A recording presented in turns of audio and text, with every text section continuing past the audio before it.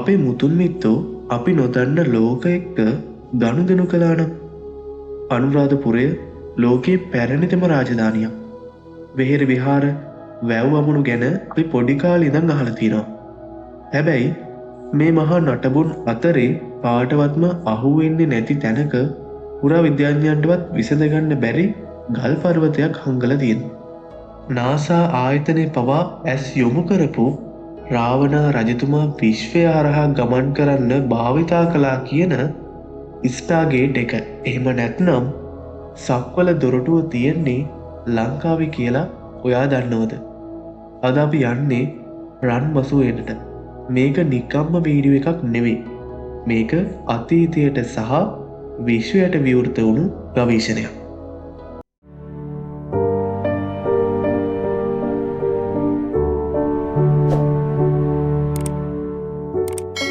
මේ තැනට කියන්නේ රන් මසුවේන. සරලව තේරුම් ගත්තොත් රත්තරන් මාළුවන් සිටි උද්‍යානය. ඉස්සර රජවරු තමන්ගේ විවේකය ගත කරන්න දියනාන්න භාවිතා කළේ මේ උද්‍යානය. ඉසා වැවට යාබතව අක්කර 40ක් පුරා මේක විහිදිලා තියෙනවා. බැලූ බැල්මට මේක තාක්ෂණික විශ්මයක්. ගලෙන් උඩ වතුර ගලාගෙන යන්න හදපු පානු පද්ධති, විසෝ කොටුව, ඇඳුම් මාරු කරන කාමර මේ ඔක්කොම තාමත් ශේෂ වෙලා තියෙනවා.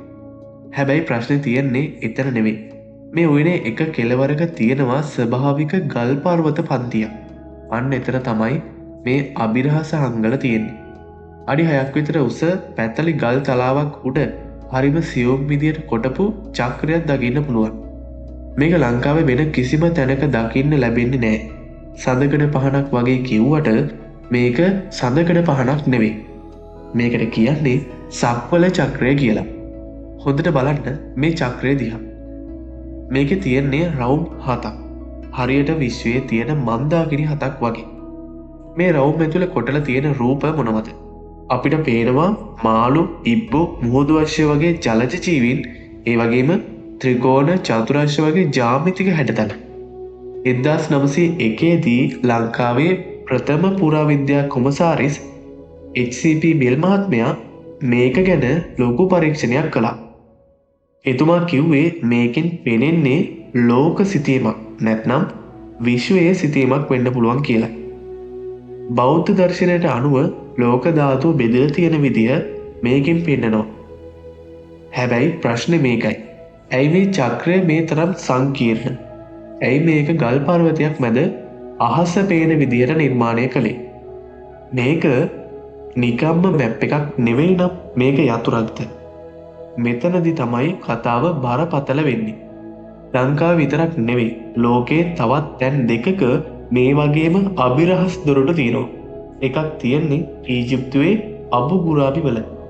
අනික පේරු රාජ්‍යයේ තියෙන ගේට් ඔෆ් ද ගොඩ් කියන දෙවියන්ගේ දොරටුව ළඟ.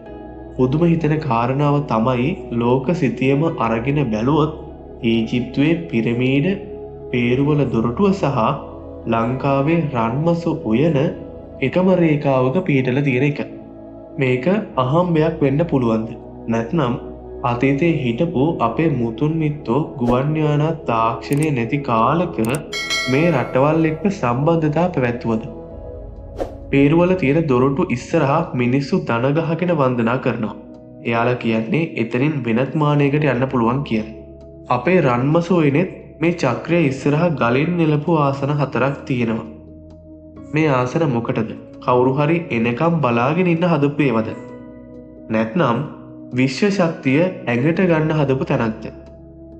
මේ ගැන පර්යේෂණය කරන රුසියානු විද්‍යාඥයන් පවා කියන්නේ රන්මසු උයන අවට චුම්බක ක්ෂේත්‍රයේ යම් වෙනසක් තියෙනවා කියලා. සමහර YouTube වීඩියෝ වල ඔයාලා දැකලා ඇති මේ ගල ළඟට ගියාම ෆෝන් සිග්නල් නැති වෙනවා. මාලිමා පවා පිස්සු නටනවා කියන. රාවණ රජතුමා දඬ මුරරින් අහසින් ගියා කියන කතාව අපි දන්නවා. එතුමාට විශ්වයත් එක්ක ගනුදෙනු කරන්න මේ ස්ටාර්ගේට් එක උදව් වෙන්න ඇතිද? මේ සක්වල චක්‍රය හරියටම ඩයල් පෑඩ් එකක් වගේ වැඩ කරනවා ඇතිද? මේ වතරත් විසඳ ගන්න බැරි ප්‍රශ්න. පුරාවිද්‍යා දෙපාර්තමේන්තුව මේක ඓතිහාසික නිර්මාණයක් විතරයි කිව්වත් මේක දිහා බලන ඕනෑම කෙනෙක්ට හිතෙන්නේ මේක මිනිස් අතකින් කළාට වඩා එහා ගිය දෙයක් කියලා. සමහර විට ඇත්ත කතාව අපි හිතනවට වඩා ගොඩක් භයානක වෙන්න පුළුවන්.